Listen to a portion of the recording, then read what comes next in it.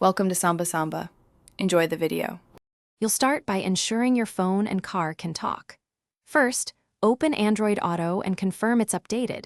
Once done, enable developer options on the phone and turn on wireless projection if you plan to use Wi-Fi or a dongle. Next, update the YouTube app. This prevents incompatibility.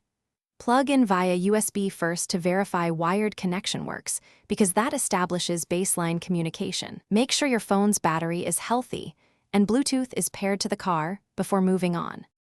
Now you'll enable YouTube to appear inside Android Auto.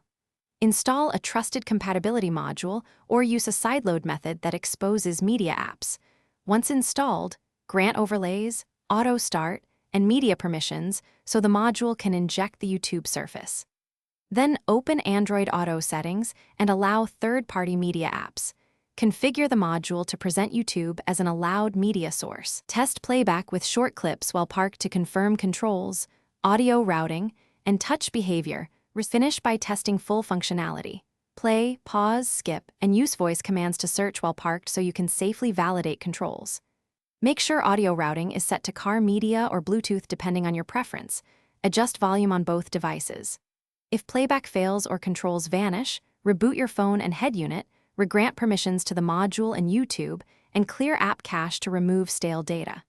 If problems persist, disable the module. Reconnect wired and iterate until consistent behavior is achieved.